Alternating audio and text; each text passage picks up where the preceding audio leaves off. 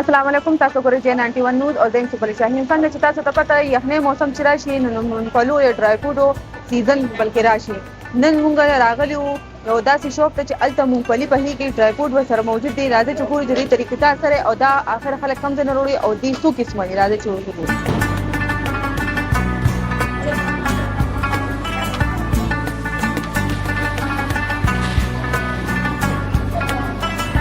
السلام علیکم. سلام. وعلیکم سلام.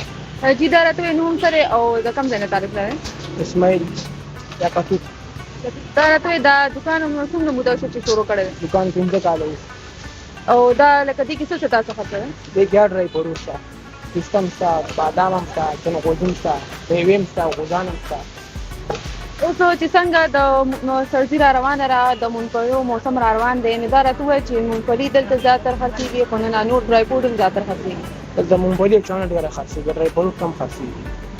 دا مونګفلي تاسو له کوم ځای نه راوړئ؟ دا پنجاب نه. پنجاب نه کله راځي او دا ګرمۍ کې نه صرف یخنۍ کې؟ دا صرف یخنۍ کې، ګرمۍ کې کم خرڅېږي.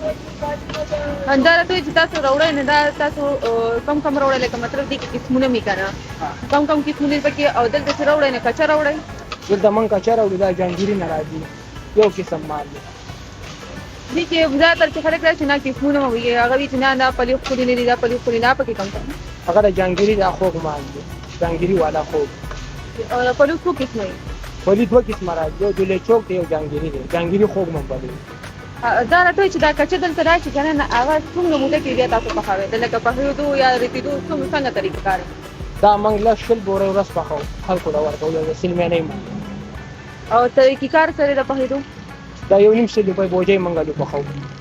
نو لکه څه طریقې سره؟ لکه زیاتره خلک چې دانو مثال والا نه، هغه یا څوک په شګه کې هغه کې یا څوک په مالګې کې، دا په څه کې پخوئ؟ دا موږ بورې په شګه کې پخوو، یو بورې یو ټاټکې پخوو شګه کې، یو بورې څلور ټاټکې پخوو.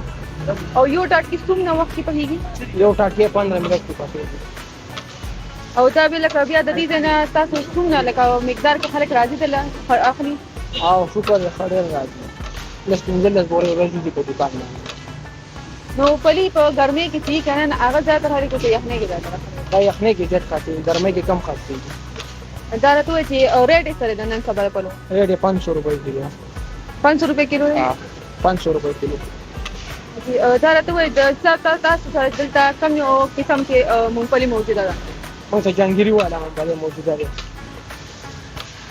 د دې نه علاوه دلته تاسو چڼه نه کوئ؟ چڼه کم ځای نه راځي؟ چڼه سن نه راځي، فیصل آباد سن دې ځای نه راځي. او ډرای فروټ؟